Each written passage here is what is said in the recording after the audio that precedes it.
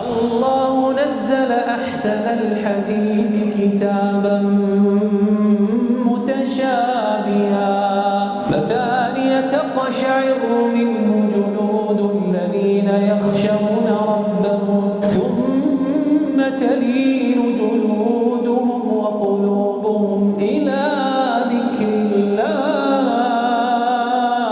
ذلك هدى الله يهدي به من يشاء ومن يضلل الله فما له من هاد.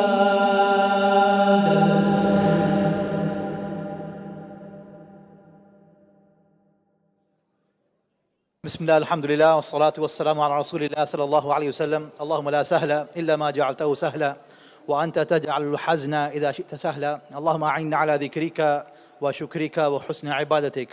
السلام عليكم ورحمة الله وبركاته. Alhamdulillah Rabbil Alameen. Allah subhanahu wa ta'ala has blessed us with the presence of our esteemed, our guest, mashallah, Sheikh Ahmed Nufais, Hafidahullah, and his team as well, mashallah, tabarakallah. And alhamdulillah, today we have been honored by Jum'ah Khutbah and Salatul Maghrib, and now we are going to continue with exclusive interview, inshallah, with Sheikh Hafidahullah, and it's going to be very informal, inshallah, bismillah ta'ala. And our beloved Sheikh Mustafa Abu Rayyan, our Imam, inshallah, he will be translating that as well, bismillah ta'ala. So inshallah, I will hand over to them, bismillah ta'ala, and inshallah, you will see the form. And like I said, it's very informal, inshallah, but inshallah, focus and benefit, bismillah ta'ala. Barakallah feekum. السلام عليكم ورحمة الله وبركاته. حياكم الله. الحمد لله والصلاة والسلام على رسول الله. إن شاء الله تعالى قبل أن نبدأ وقبل أن نتكلم بالإنجليزية لا بد أن نرحب بشيخنا حبيبنا القارئ الفاضل في مسجدنا. شيخ والله نورت المجلس ونورت المسجد فجزاكم الله خير. نشكر الشيخ على جهوده الجبارة المباركة العظيمة، وفعلا والله لا أقول هذا مجاملة، لو نظرت إلى جهود الشيخ يكفيه شرفا كم من شاب تأثر به، حفظ القرآن، قرأ القرآن، أحب القرآن، فجزاه الله خيرا عنا وعن المسلمين. أسأل الله سبحانه وتعالى أن يجعل كل هذا شيخنا الحبيب في ميزان حسناتكم، فجزاكم الله خيرا. إن شاء الله تعالى, my beloved brothers and sisters, our beloved Qari and Sheikh Ahmed Nufais, you're all familiar with him, that's why you're here. It is an honor to be with him. He is our esteemed guest. And the reason we love him so much is because of the Quran that he carries in his heart, the Quran that he recites. And it is our love for Allah that made us love the speech of Allah and made us love those that carry the speech of Allah in their hearts. So keep making dua for our beloved Sheikh. Just to briefly explain what's happening tonight, we have the Sheikh with us and we're going to benefit and use all the time we have with him, inshallah ta'ala, however small it is. We're going to be having a halaqah of Quran recitation with him, where he will recite some Quran, some ayat, and you will have the opportunity to recite after him, inshallah ta'ala, and we can all benefit together and have that reward. May Allah subhanahu wa ta'ala make this a majlis of Quran. And then we will follow that up with giving some due and some honor to our great students from our madrasa here, Guinea Masjid. We have a madrasa here with over 400 students. I think it's actually more than that. And these are the cream of the crop sitting in front of me. Dalha, Abdurrahman, and of course I cannot forget Bilal. May Allah subhanahu wa ta'ala reward all of them. They will be reading some Quran as well, inshallah ta'ala, and then we will conclude with a very special interview, سؤال وجواب مع حبيبنا Sheikh Ahmed Nufais حفظه الله تعالى.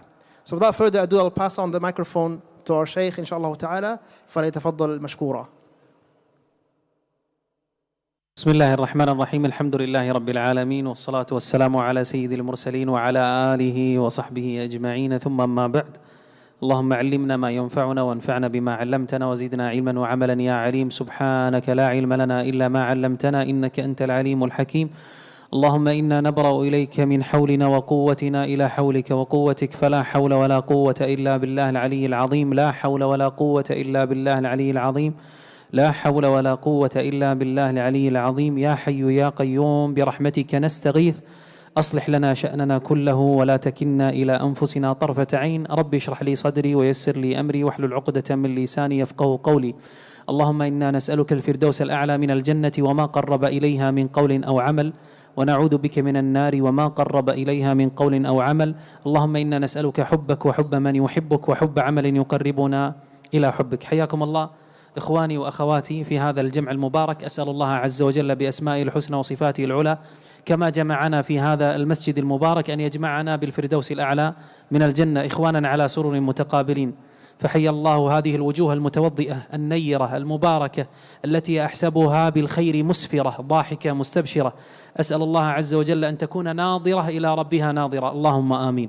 أنا سعيد والله الذي لا إله إلا هو، لا أسعد مني إنسان في هذه الليلة المباركة بلقيا نحسبهم الله عز وجل حسيبهم أهل القرآن والمصلين والإخوة والأخوات الذين جاءوا وتعنوا إلى حضور مجلس يذكر فيه اسم الله عز وجل واسم نبيه صلى الله عليه وآله وسلم. وأسأله أن نتذاكر هذا المجلس في مستقر رحمته يا رب يا ذا الجلال والإكرام. The Shaykh Hafidhullah Ta'ala started by praising Allah subhanahu wa ta'ala, sending blessings and salutations upon our beloved Messenger Muhammad sallallahu alayhi wa alihi wa sahbihi wa sallam. He mentioned how honored he feels tonight being here, and he says, tonight it is I who is the luckiest among all of you being here with you.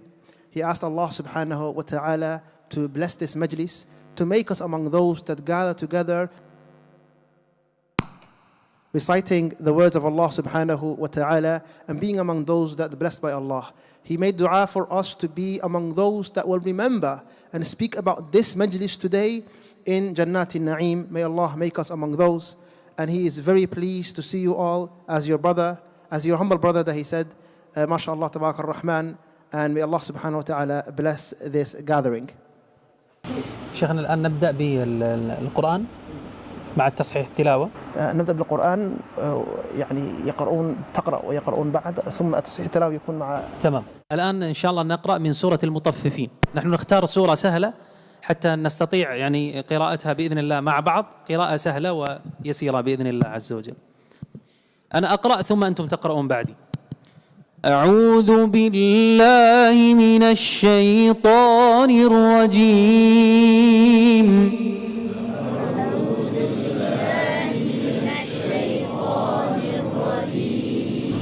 بسم الله الرحمن الرحيم. بسم الله الرحمن الرحيم. ويل للمطففين.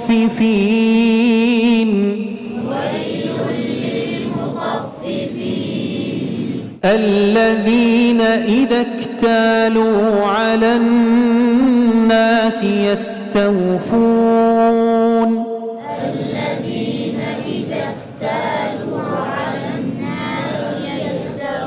على الناس يستوفون.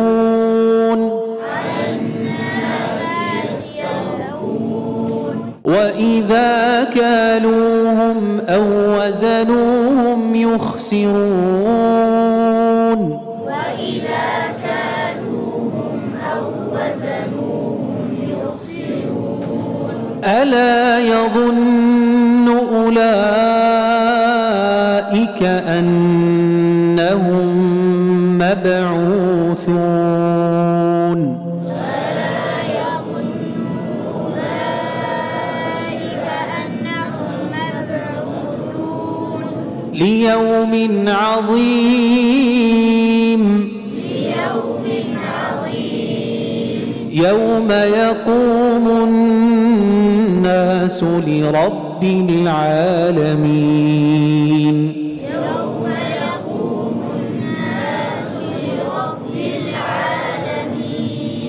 كلا إن كتاب الفجار لفي سجين. كلا إن كتاب الفجار لفي سجين. وما أدراك ما سجين.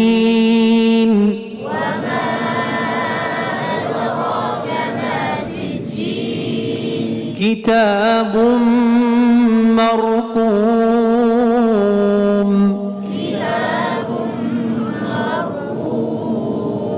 ويل يومئذ للمكذبين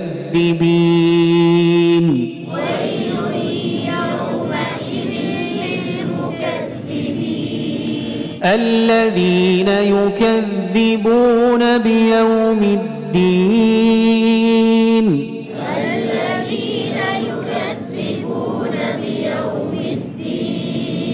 وما يكذب به إلا كل معتد أثيم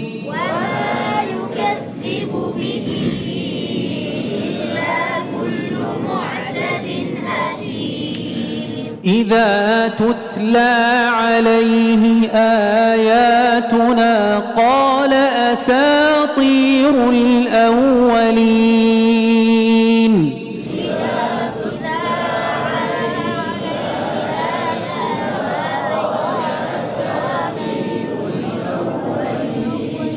كلا بل ران على قلوبهم ما كانوا يكسبون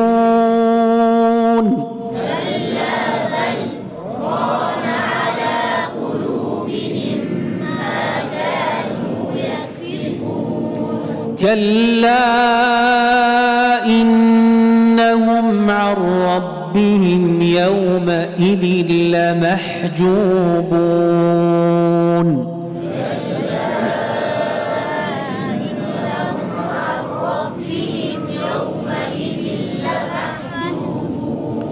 ثم إنهم لصالو الجحيم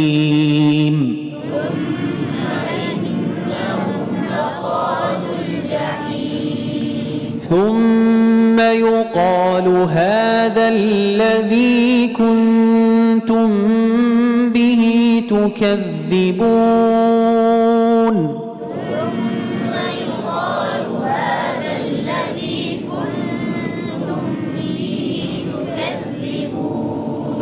كلا إن كتاب الأبرار لفي عليين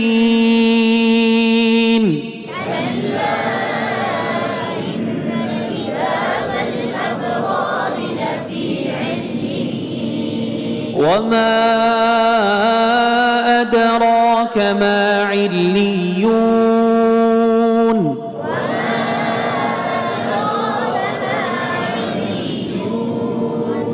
وما أدراك ما عليون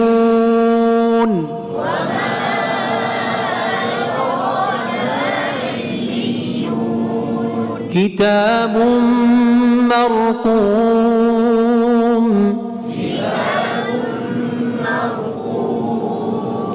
يشهده المقربون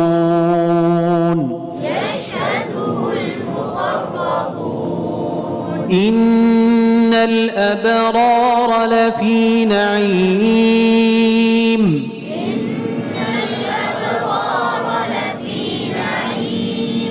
على الأرائك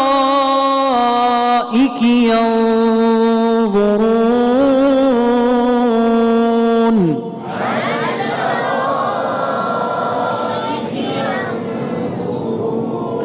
تعرف في وجوههم نضرة النعيم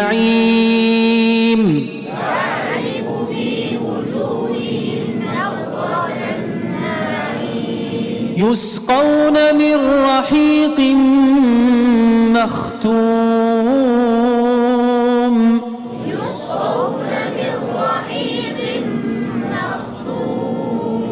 ختامه مسك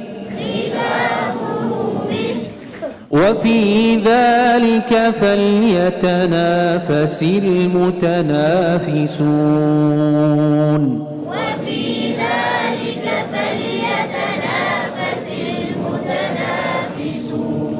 ومزاجه من تسنيم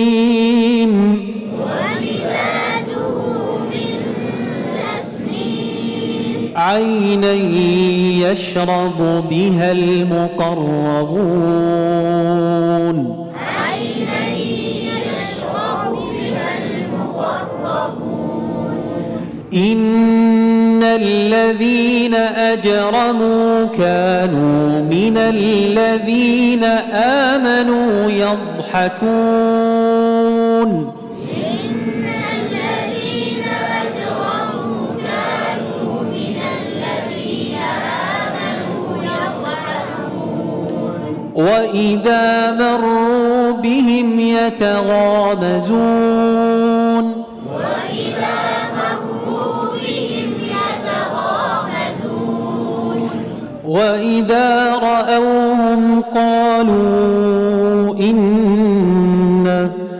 وإذا انقلبوا إلى أهلهم انقلبوا فكهين وإذا انقلبوا إلى أهلهم انقلبوا فكهين وإذا رأوهم قالوا إن هؤلاء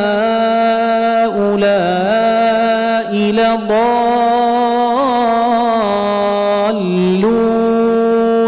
وإذا رأوهم قالوا إن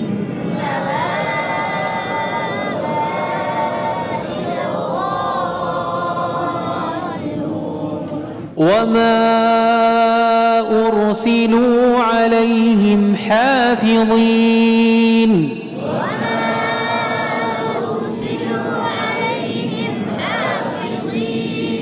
فاليوم الذين آمنوا من الكفار يضحكون فاليوم الذين آمنوا من الكفار يضحكون على الأرائك ينظرون على الأرائك ينظرون هل ثوب الكفار ما كانوا يفعلون هل ثوب الكفار ما كانوا يفعلون ما شاء الله ما شاء الله تبارك الله الله ينفع بكم يا رب يا ذا الجلال والإكرام ما شاء الله. May Allah subhanahu wa ta'ala reward the Shaykh. May Allah subhanahu wa ta'ala accept our tilawah from us. May Allah reward us and make us among those that benefit from the Quran in dunya and akhirah. Ameen. Inshallah ta'ala, what's next is going to be some of the blessed and top students that have been selected to recite some Quran with the Shaykh, inshallah ta'ala. They will tell us what they will be reading. Have you guys already planned ahead? Yes? inshallah ta'ala. وبعدين الشيخ يصحح أو ينصح inshallah ta'ala. نبدأ بطلحة. We'll start with Talha and go this way. Are you guys okay with that? Inshallah. Talha, are you ready? Barakallahu feek. أعوذ بالله من الشيطان الرجيم. بسم الله الرحمن الرحيم. الحمد لله رب العالمين الرحمن الرحيم مالك يوم الدين إياك نعبد وإياك نستعين اهدنا الصراط المستقيم صراط الذين أنعمت عليهم غير المغضوب عليهم ولا الضالين آمين. Your name طلحة؟ كم حافظ؟ Talha, how much have you memorized? Around 15 juz. ما شاء الله ما شاء الله تبارك. كم عمره؟ 15. ما شاء الله. فقط تعليق واحد على قراءتي. قراءة طلحة ما شاء الله لا قوة إلا بالله جميلة جدا، يعني صوته ما شاء الله نقي وعذب لا قوة إلا بالله، وهو يقرأ فيه تبارك الله إحساس بما يقرأ، وهذا يعني نعمة من الله عز وجل أن الإنسان يقرأ بخشوع ما شاء الله. يقول النبي صلى الله عليه وآله وسلم حينما سئل من أحسن القراء قال من إذا قرأ حسبته يخشى الله. تسمع تقول ما شاء الله تبارك الله فيه خشوع. The Shaykh Hafidhullah Ta'ala has commented on your recitation, Talha, and he first and foremost said that he was very happy with your voice. Your voice is very beautiful, it's good to listen to, and he said it almost feels like when he is reading the Quran that he understands and is focused and has khushu'. And the Shaykh mentioned that this is from the Sunnah, where the Prophet ﷺ said that the best reciter is the one when they are reciting, you think that they are reciting out of fear of Allah subhanahu wa ta'ala. May Allah make us all among those. بس مرة ثانية قل أعوذ بالله من الشيطان الرجيم. أعوذ بالله مرة ثانية. أعوذ بالله. لا أعوذ ذو ليس أعوذ، ليس مفخمة مرققة. أعوذ بالله من الشيطان الرجيم. أعوذ بالله. لا ذو مرقق. أترجم؟ نعم. The Shaykh is telling you that the last letter, the dhu, make it smaller, Yes. making it a bit heavier, make it as small as you can. Yeah, lower your tongue. أعوذ بالله. يا سلام ما شاء الله ما شاء الله. Again. أعوذ بالله. أعوذ. Yes. إن شاء الله your training إن شاء الله. إن شاء الله.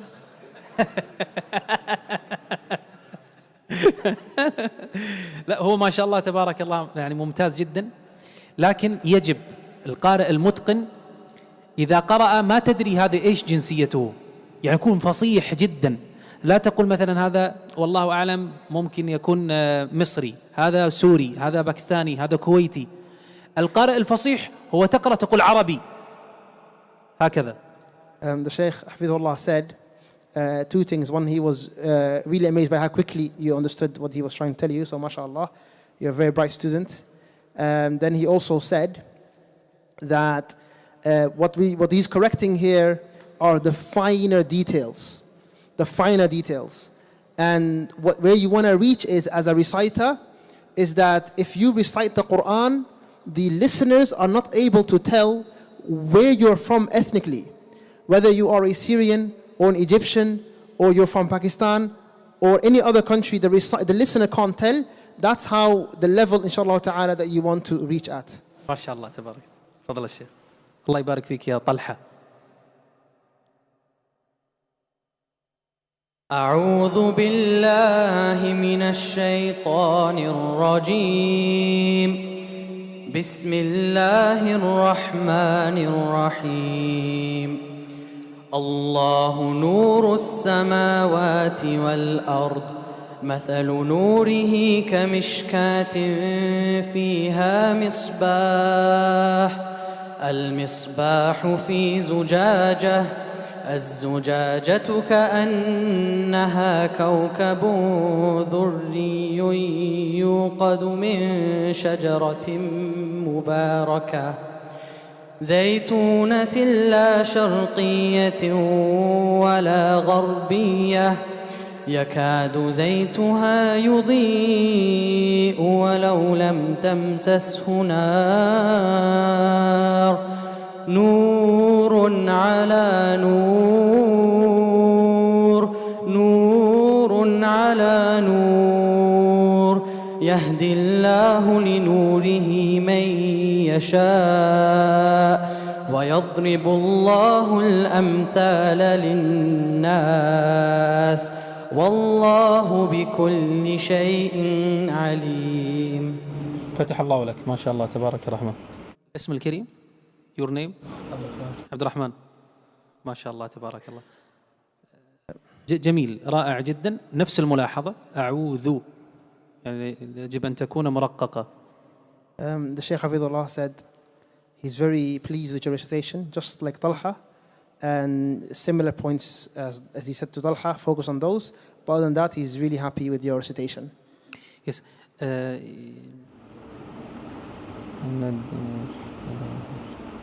فيها مصباح again. Only this is فيها مصباح. فيها مصباح. قريب. Yes. الترتيل. He said, read those two words, but read them melodiously, properly, with tajweed. فيها مصباح. فيها مصباح. أريد حاء. فيها مصباح. أيوة ممتاز، هكذا أفضل. لماذا؟ لأن الحاء هذه يعني من أكثر الحروف التي يمتاز بها العرب، يعني يجب أن تأتي بحرف الحاء. فيها مصباح. فيها مصباح، يعني يجب أن تكون واضحة. مصباح مصباح، حتى يعني يظهر مخرج الحرف الحاء. مرة ثانية again. فيها مصباح. جيد. طيب الزجاجة كأنها. الزجاجة كأنها كوكب دري. لا دو الزجاجة كأنها كوكب دري. نعم، الزجاجة كأنها كوكب دري يوقد. دو وليس الذو. تمام إن شاء الله. فتح الله لك، ممتاز جدا ما شاء الله عليه. Again, the Shaykh was very happy with Abdul Rahman's recitation, just pointing out the importance of focusing on letter pronunciation, certain letters, and focusing on them, inshallah ta'ala. This is a lesson for all of us. Remember, everyone here is here to learn, inshallah ta'ala. So the advice of the Shaykh goes to everyone, including myself. But may Allah reward Talha and Abdul Rahman. Baqi Bilal. Bilal is left. بلال بسم الله. الحمد لله رب العالمين الرحمن الرحيم مالك يوم الدين إياك نعبد وإياك نستعين اهدنا الصراط المستقيم صراط الذين أنعمت عليهم غير المغضوب عليهم ولا الضالين آمين. ما شاء الله تبارك الله ما شاء الله. بلال كم عمره؟ How old are you, Bilal? 10 سنوات. كم يحفظ القرآن؟ How much Quran have you memorized? جزء ونصف. نعم. ما شاء الله تبارك الله، رائع جدا ما شاء الله لا قوة إلا بالله. يعني على عمري 10 سنوات بهذا الجمال ما شاء الله لا قوة إلا بالله. يعني التجويد جيد، لكن مخارج الحروف يحتاج إلى زيادة إن شاء الله. هو لأنه صغير يحتاج إن شاء الله أن يكبر. نفس الفكرة حرف الحاء. حرف الحاء. الحمد لله رب العالمين. not الحمد، الحاء. الحمد. الحمد. يا سلام ما شاء الله.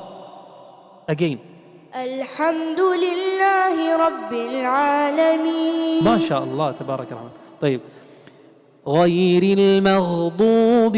غير المغضوب. غير المغضوب. لا ليست مغضوب، مغضوض. غير المغضوب. غير المغضوب. غير المغضوب. يلا إن شاء الله إن شاء الله He'll practice, inshallah. إن شاء الله بإذن الله. الله يفتح لكم يا رب يا ذا الجلال الكرام. رائع جدا ما شاء الله لا قوة إلا بالله ما شاء الله.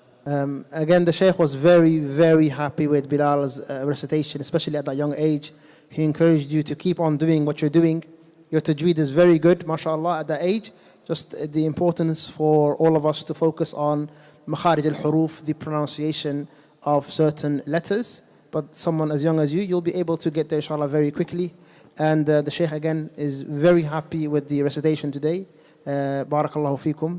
Again, we are very happy. Please everyone make dua for our brave reciters coming here and reading on the Shaykh in a public setting. Usually Quran sessions are private.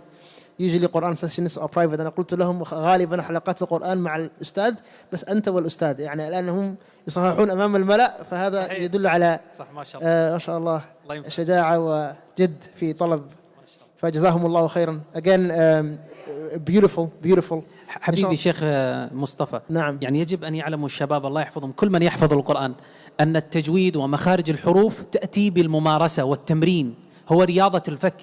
يعني سبحان الله، هذه المخارج وقوة المخارج لا تأتي بيوم وليلة، يجب فيها الصبر.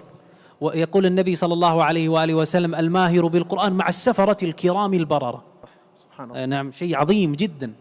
The Sheikh has said that it's important that we all understand that it is when it comes to learning the tajweed, learning recitation, this requires a lot of practice, It doesn't come in one day, in 1 week. It takes time and years of practice and continuing to learn, inshallah ta'ala. And remember the hadith of the Prophet sallallahu alayhi wasallam, that the one that is eloquent and excellent in the Quran, he will be high with the angels, inshallah ta'ala. May Allah make us among those. Inshallah ta'ala, we're going to move on to the muqabala. Shaykh, inshallah ta'ala, نبدأ ببعض الأسئلة ويكون إن شاء الله تعالى مريح. طيب إن شاء الله حبيبي. إن شاء الله طيب تعالى. سيدي الشيخ، هل تسمح لي أن أبتدئ فقط بكلام قليل عن القرآن ثم مرحبا. نأخذ المقابلة؟ مرحبا إن شاء الله. طيب بسم الله الرحمن الرحيم. السلام عليكم ورحمة الله وبركاته. بسم الله الرحمن الرحيم، والصلاة والسلام على سيد المرسلين وعلى آله وصحبه أجمعين، ثم ما بعد. من أعظم الأدعية التي وردت عن النبي صلى الله عليه وآله وسلم، وهو من أصح الأدعية التي قالها رسول الله صلى الله عليه وآله وسلم، وهي مثبتة في صحيح مسلم، دعاء المعروف بدعاء الهم والحزن. إخواني، أريد أن يعني تركزوا معي، خاصة من يعرف العربية، أريد أن يعني تركزوا معي تركيز عميق جدا، لأن هذا الكلام يعني عظيم جدا، ليس لأني أنا أقوله وإنما رسول الله صلى الله عليه وآله وسلم. ما هو دعاء الهم والحزن؟ الذي يعرف دعاء الهم والحزن يرفع يده. تفضل الشيخ. اللهم إني أسألك يلا شيخ. اللهم إني أعوذ من العجز والكسل، من الهم والحزن والعجز والكسل وضلع الدين وغلبة الرجال. هذا واحد. الثاني اللهم إني عبدك جميل، هذا الذي أريده. اللهم إني عبدك، معروف الدعاء صح؟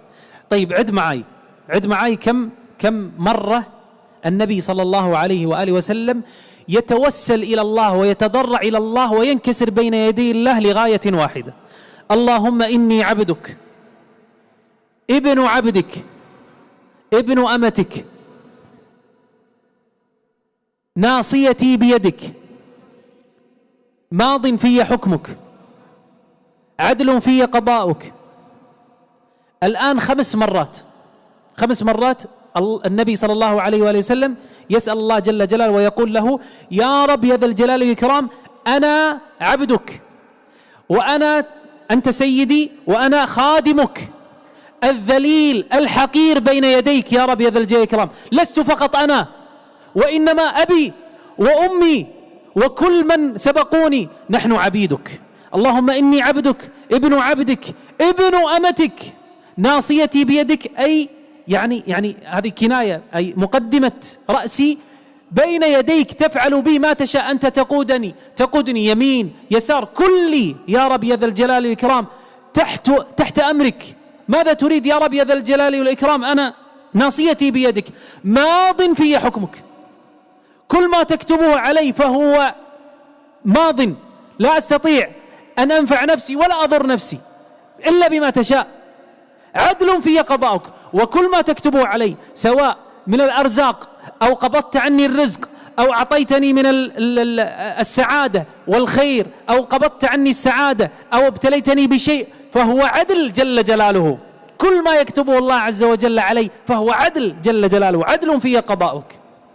ثم الآن 5 مرات، ثم يقول الله جل جلاله: أسألك بكل اسم هو لك سميت به نفسك أو أنزلته في كتابك أو علمته أحدا من خلقك أو استأثرت به في علم الغيب عندك. الأولى 6 مرات، الثانية 5 مرات، المجموع 11 مرة.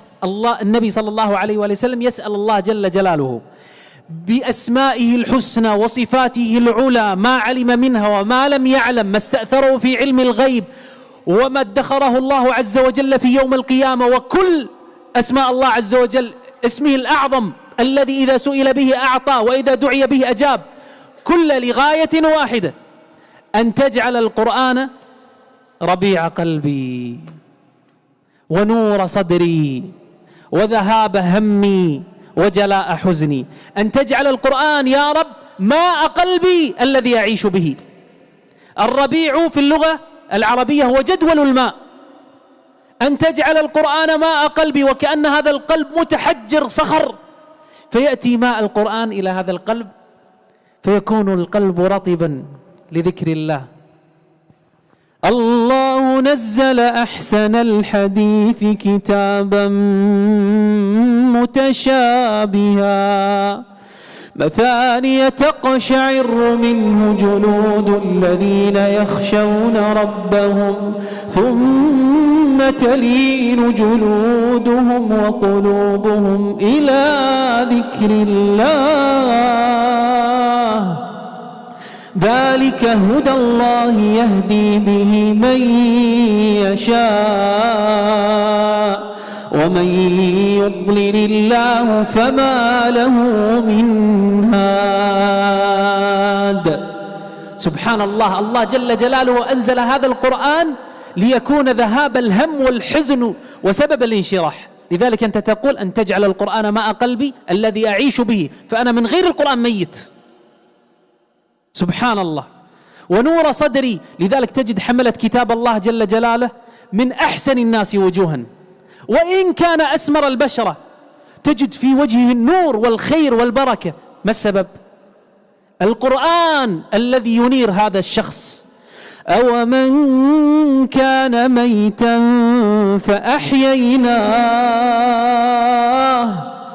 فأحييناه وجعلنا له نورا يمشي به في الناس كمن مثله في الظلمات ليس بخارج منها كذلك زين للمسرفين ما كانوا يعملون.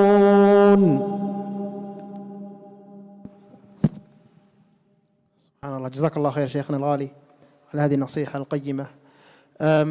The Sheikh, he spoke about something that's really heart-moving and important. He shared with us, he first asked, does anyone of you know the dua for great distress and when you need relief? And there's a famous dua that he shared with us. And in this dua, you ask Allah subhanahu wa ta'ala. And the Prophet sallallahu alayhi wa sallam, you have to pay attention to two things: how he asked Allah and what he asked Allah. Starting with how he asked Allah. The Prophet sallallahu alayhi wa sallam said, Oh Allah, inni abduk. Oh Allah, I am your slave. Oh Allah, I am your slave. Meaning what? I am in need of you constantly. I require your assistance and your help every single moment. And oh Allah, it's not just me. I am Ibn Abdik, the son of your slave. Ibn Ammatik, the son of your slave from his mother's side. Meaning, oh Allah, me, my mother, my father, everyone is in need of you. And then the Prophet ﷺ taught us in this dua that you admit that your forelock is in Allah's hand. Nasiyati biyadik. My forelock is in your hands. Meaning, oh Allah, wherever you take me and whatever you do with me, you are in charge. You are who I am constantly in need of. You have all the power and the qudra. Then, what do you say after that? Ma'adin fiyya hukmuk. That, oh Allah, your decree and your judgment, it befalls me regardless. It is executed upon me every single time. Meaning, whatever happens to me, good or bad, it comes from you. Regardless of what happens in my life, oh Allah, it is in your hands. And then Rasulullah said, Ma'adin adlun fiyya qada'uk. Your decree is just over me. All of this the Prophet is saying and admitting that he needs Allah, admitting Allah has all the power, admitting that he is in constant dependence of Allah subhanahu wa ta'ala. Then he continues asking Allah. He says, I ask you, O Allah, بِكُلِّ اسْمٍ هُوَ لَكَ, by every single name that belongs to you. Every single name that belongs to you. And then the Prophet started describing those names. سميت به في كتابك, the one سميت به نفسك, names that you've called yourself, revealed in your book, those names that are in the Quran, and then those that you've taught your creation, and those that you've preserved in the knowledge of the unseen. Ya Allah, I ask you by every single name, those that I know and those that I don't know. We haven't even gotten to what the Prophet was asking Allah. The Shaykh is trying to highlight all of that. What is the Prophet asking Allah? أن تجعل القرآن ربيع قلبي ونور صدري. That you make the Quran the life of my heart. That you make the Quran the life of my heart. Rabi' literally means spring, a spring of water. That's because imagine your heart is like a rock, and it needs, or it's dry and it needs water. It needs to be irrigated by the Quran. Ya Allah, make the Quran the life of my heart, and make it the light of my chest. And the Shaykh gave an example and said, have you ever seen people that have the Quran in their heart? They look happy, they look amazing, there's a light on their faces. Regardless of where they're from, there's a nur in their face, and that's because of the Quran. Then similarly, he mentioned some ayat where Allah subhanahu wa ta'ala talks about the Quran and why it was revealed, that it expands the chest. It's inshirahul qalb, it expands the chest, and it turns your life around. And this details how important the Quran is. And finally, he read an ayah about the Quran giving life. أو من كان ميتا فأحييناه. The deceased person is the one that does not have the Quran, and the one that is alive is the one that has the Quran. It is a beautiful, beautiful advice. Jazakallahu khairan Shaykhana al-Ghali. Barakallahu feekum. بسم الله الرحمن الرحيم. شيخ, نبدأ ب هل يعني رحلتك مع القرآن، هل كنت تعلم منذ صغرك أنك ستصبح قارئ إمام؟ هل كانت هذا في نيتك جميل. أم شيء طارئ؟ جميل جميل جميل، سؤال رائع جدا. أنا في الحقيقة يعني حينما يسألني أحد من السبب في اتجاهك للقرآن وحبك للحلقة والمشايخ وكذا، سبحان الله من أفكر أجد أن لا يوجد سبب يعني حقيقي إلا أنها أتى من الله جل جلاله وحده فقط. يعني الله جل جلاله قذف في قلب العبد الضعيف هذا حب القرآن. ممكن تكون من دعوة الوالدين الصالحة، ممكن تكون من دعوة رجل صالح، لا أدري، لكن هل مثلا والدي مسكني وأمي يلا اذهب إلى الحلقة احفظ؟ لا، هكذا أحب الحلقة من أنا طفل صغير. وكنت يعني سبحان الله مثالي والقدوة عندي، يعني أريد أن أصبح حافظ ومتقن للقرآن وإمام من وأنا عمري 9 سنوات 8 سنوات. لا سبحان الله بالنسبة لي يعني سبايدر مان سوبرمان على أيامنا ليس يعني أيامنا نحن كابتن ماجد في الكرة. صح. كابتن ماجد. أيوة. نعم والله كنت لا أرى أن هؤلاء يعني يستحقون أن يأخذوا من الوقت، ويعني سبحان الله هكذا أرى إمام المسجد الحافظ للقرآن هو المثال. أي والله. Jazakallah khair, Shaykh. So the question I asked the Shaykh was, did you always know, and was it always part of your plans, even from a young age, that you wanted to become a qari, an imam? And he said, honestly, it wasn't something, because a lot of people think that it may come from a place where your parents, they put you on that path. And he said, the love of the Quran was a gift Allah gave me, and Allah subhanahu wa ta'ala put it in my heart from a very young age. And he had the intention and the love to pursue this from a very young age. And his heroes were not the people that you would watch on TV. The Shaykh mentioned in his time it was Captain Majid. Today it may be the other heroes that people watch on TV. But for me, he said, my heroes were the ones that lead the salah, the ones who he prays behind from a very young age. And this is rahmah. And I'd like to add, let the Imam of the Masajid be your heroes, my brothers and sisters, because they are the ones that are the most deserving of being our qudwa. Jazakallah khair Shaykhana. شيخ لو سمحت، كم كان عمرك لما انتهيت من القرآن؟ وهل العمر والسن يعني أثر على الحفظ؟ جميل. أنا بدأت في حفظ القرآن تقريبا عمري 10 سنوات، يعني تقريبا هكذا. كان يوجد حلقة إقراء في المسجد عندنا، وكان شيخ طيب جدا، شيخ مصري اسمه الشيخ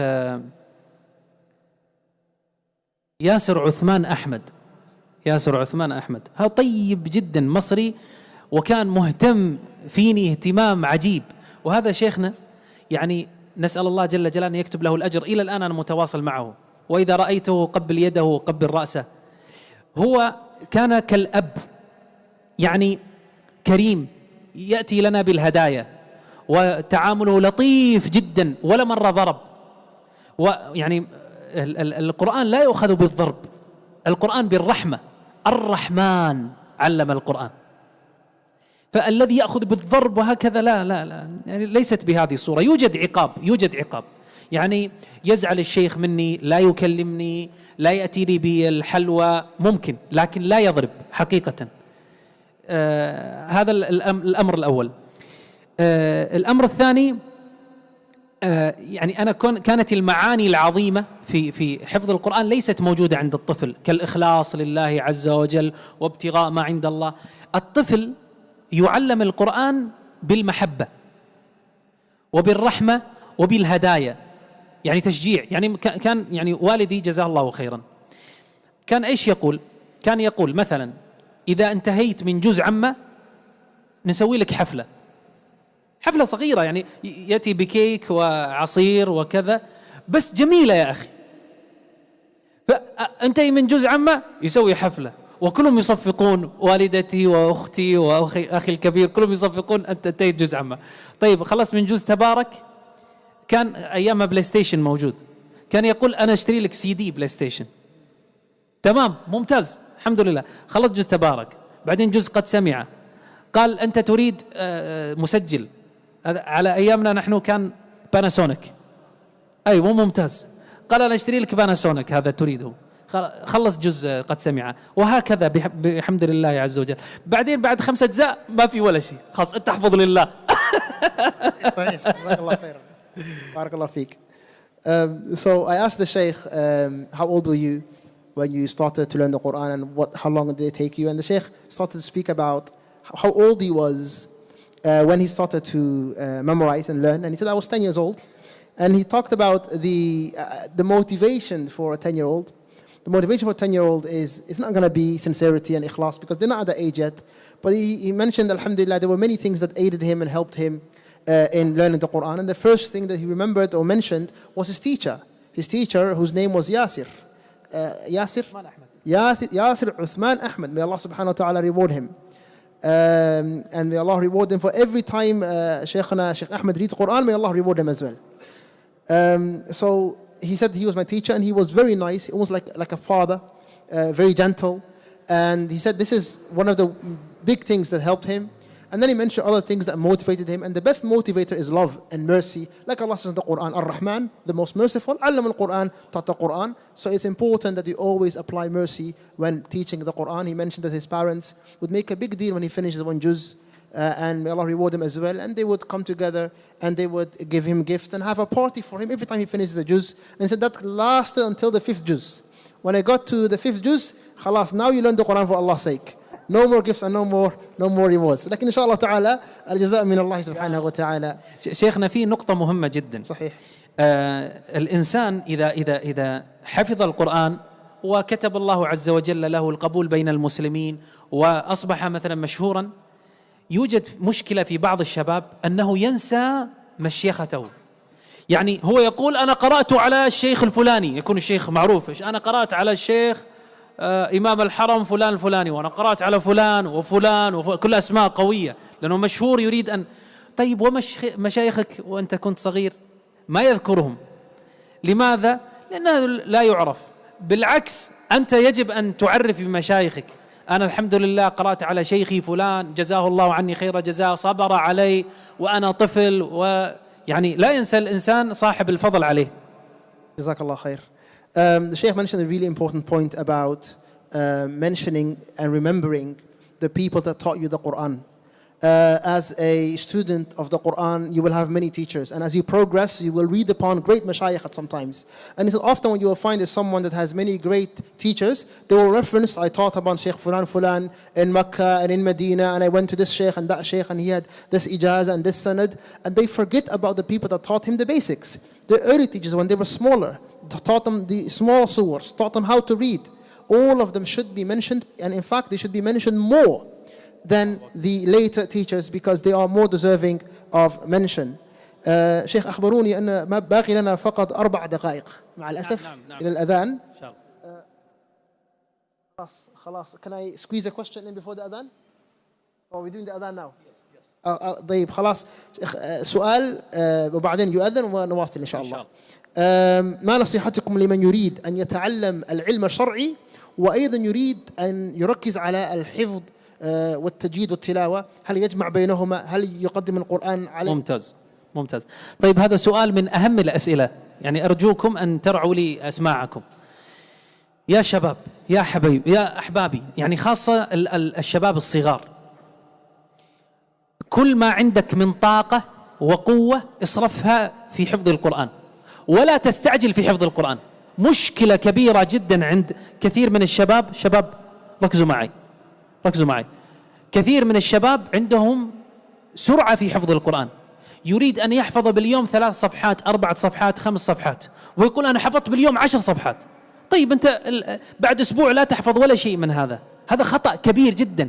احفظ باليوم نصف صفحة بالكثير، خلاص صفحة واحدة يكفي. كرر هذا الحفظ، اجعله متين، كرر 20-25 مرة عن ظهر قلب. الحفظ السريع يذهب سريعا، أنت تريد أن تحفظ القرآن بقوة.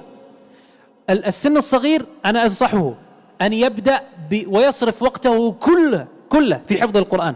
لا يحفظ شعر، لا يحفظ الأحاديث، انتظر، ليس وقت الآن الشعر ولا الحديث. يتعلم العلم الشرعي اليسير، العقيدة اليسيرة، الصلاة كيف صلى النبي صلى الله عليه وآله وسلم، لكن لا يصرف جهد ما عنده والقوة في الحفظ إلى غير القرآن. هذه بالنسبة لي يعني رأيي.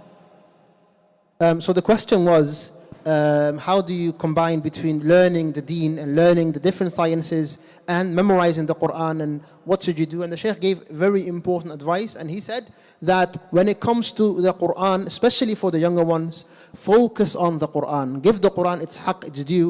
Focus on it, give it its time, and don't rush it. Don't try and memorize 5 pages in one go. Don't try to memorize 20 pages today, because the quicker you memorize, the quicker you forget. So pace yourself, take your time, focus on it. And he said, put all of your effort and all of your time in the Quran, especially while you're young. And when it comes to the ulum al-sharia, the important ones, learn what you need to learn from the basics, but don't stop memorizing poems or fiqh or hadith. Don't stop memorizing the ahadith. That time will come. Inshallah ta'ala. But this time, start and focus on the book of Allah. And that's the advice the Shaykh gave in this regard. And now inshallah ta'ala we'll call the adhan and we'll see if we can continue afterwards.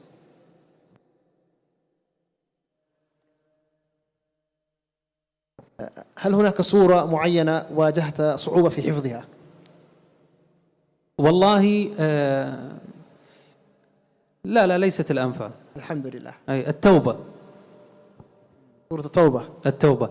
لكن يا شباب لا يوجد سورة صعبة في القرآن، لكن يجب أن تعلموا أن القرآن طريق ميسر. يعني الله جل جلاله قال ولقد يسرنا القرآن للذكر فهل من مدكر، للاتعاظ، للموعظة، لحفظه، مراجعته، كله سهل. لكن ليس طريق مفروش بالورد يا شباب. طريق حفظ القرآن يجب طبيعي جدا أن يكون فيه بعض الصعوبات. الله جل جلاله يبتلي عبده المؤمن، يختبر عبده المؤمن هل يصبر على هذا القرآن. أنت تأخذ الآن تدرس 12 سنة دراسية حتى تحصل على شهادة ثانوية عامة. 12 سنة. القرآن لا يحتاج منك 12 سنة، ولا يوجد اختبارات صعبة ولا مثل هذه الأمور، ولا كتب كبيرة جدا، لكن يحتاج منك صدق وإخلاص وصبر. بعدين ليش يصير عندك صعب في بعض السور؟ يحفظ كثير، يحفظ أكثر من صفحة صفحتين. وجدت أن هذه السورة صعبة، سورة يونس، الأنعام صعبة، احفظ نصف صفحة حبيبي، يكفي يا أخي. Jazakallah khair. So I've asked the Shaykh, was there a particular surah when you were learning the Quran, memorizing it, that you found some difficulty memorizing it? And he said, personally, he believes it was maybe perhaps Surah Tawbah, but then he made a very important point, which is the Quran is not difficult to memorize. If you give it its time, the Quran is easy. Like Allah subhanahu wa ta'ala said, وَلَقَدْ يَسَّرْنَا الْقُرْآنَ لِلذِّكْرِ فَهَلْ مِن مُدَّكِرٍ. The Quran is easy, we just have to give it time. We give 12 years for our school studies. 12 years you're learning. The Quran does not need 12 years. It needs less than that. So There's no such thing as the Quran being difficult. If a particular surah is hard, then lessen the amount you're memorizing, half a page instead of a page, and go on like that. شيخنا حبيب القرآن كله مؤثر، لكن هل هناك آية معينة تؤثر فيك أكثر في وقت من الأوقات، أو آية معينة؟ والله عفوا شيخ، والله لا جميل جميل، بالعكس والله سؤال جميل جدا. أنا أحب كثيرا كثيرا قول الله جل جلاله: للذين أحسنوا الحسنى وزيادة. للذين أحسنوا الحسنى وزيادة ولا يرهق وجوههم قتر ولا ذلة أولئك أصحاب الجنة هم فيها خالدون. الزيادة هي رؤية وجه الله جل جلاله. أسأل الله جل جلاله أن نكون من الذين يرون الله عز وجل غدوا وعشيا بالفردوس الأعلى من الجنة. So I asked the Shaykh, the Quran, all of it is very impactful, all of it is beautiful, all of it is barakah. But is there a particular ayah that comes to mind that impacts you, affects you in a certain way? And the Shaykh, Hafidhullah Ta'ala, said it is Allah's statement, لِلَّذِينَ أَحْسَنُوا الْحُسْنَى وَزِيَادَةً. This ayah, especially as it relates to those that do good, Allah Subhanahu wa Ta'ala will grant them Jannah, and then more, extra. And we all know what that is. That is seeing Allah Subhanahu wa Ta'ala. Maybe be among those that see Allah Jalla Jalaluhu. نختم ب شيخ، هل صحيح أن هذه زيارتك الأولى إلى مدينة برمنغهام؟ نعم. طيب خلاص، فنختم بهذا السؤال: كيف وجدت برمنغهام؟ وكيف وجدت الإخوة؟ إن شاء الله تعالى لك تعلق إن شاء الله. بذلك إن شاء الله. والله يعني ليست مجاملة، لكني أنا كما قلت في بداية الدرس أسعد إنسان في هذه الليلة بوجودي معكم، أسعد إنسان والله الذي لا إله إلا هو، أن قلبي يطير طربا وفرحا بقدومكم. يعني سبحان الله، أنا أحب مجالس التي فيها الصالحون، نحسبكم الله عز وجل حسيبكم. أتيتم لبيت الله جل جلاله تبتغون ما عند الله، فنسأل الله جل جلاله أن نتذاكر هذه المجالس عنده يا رب يا ذا الجلال والإكرام. بعدين سبحان الله برمنغهام يعني فيها من أنا أقول لأبو سليمان فيها من الستر والحشمة والدين الشيء العجيب ما شاء الله تبارك الرحمن. حتى رأيت ما شاء الله نساء بحجابها الشرعي وبعضهم بالنقاب، الله يثبتهم يا رب يا ذا الجلال والإكرام. لوهلة أحسست أني في القصيم ما شاء الله ما شاء الله. نسأل الله أن يحفظكم يا رب، وإن شاء الله تزوروني في الكويت أضعكم فوق رأسي. الله يجزاكم خير. So I asked the Shaykh, what did you think of your first time in Birmingham? And he really said, again, I feel the luckiest person in the room. I'm really happy with being here. And he mentioned some of the things that he noticed, such as how conservative and religious we are in Birmingham. He said it didn't feel like I was in the UK when I came to Birmingham. It felt like I was in Qasim with the sisters and the hijab and the niqab and the thobe and the brothers. MashaAllah. The Shaykh was very welcomed by all of you, and he loved it here. وإن شاء الله تعالى لن تكون آخر زيارة، بل تأتينا إن شاء الله تعالى إن شاء الله. إن شاء الله. We're going to conclude here. شيخ لعل كلمة أخيرة نصيحة للجميع ونختم إن شاء الله بها ختام ومسك. طيب يا حبيبي، طيب والله يا شباب إن كانت من نصيحة فهي التبرؤ من الحول والقوة إلى حول الله وقوة الله. يا شباب، يا بنات، يا آبائي، أمهاتي، كل من يسمعني، أنت لا تستطيع أن تعمل على الطاعة وتترك المعصية وتقبل على القرآن إلا بحول الله وقوة الله. لا تصدق أن نفسك هي من ستعينك وأنت من يعني أنت الإنسان البطل. لا لا لا، دائما ردد لا حول ولا قوة إلا بالله. يا حي يا قيوم برحمتك أستغيث أصلح لي شأني كله ولا تكلني إلى نفسي طرفة عين رمشة عين يا رب يا ذا الجلال والإكرام. أنا لا أستطيع من دونك يا رب يا ذا الجلال والإكرام. فدائما اجعلوا هذا الأمر نصب عيونكم. Jazakallah khairan. The Shaykh concluded by reminding us all how desperate and in need we are of Allah subhanahu wa ta'ala every single moment of our life. We have no ability, we have no power. La hawla wa la quwwata illa billah. Only Allah subhanahu wa ta'ala. So keep that in mind. You're always in need of Allah. And with that, we conclude the majlis. We thank the Shaykh. We thank Allah for bringing us here, inshallah ta'ala. Jazakumullah khair. Shaykhana Habib. Assalamu alaikum wa rahmatullahi wa barakatuh.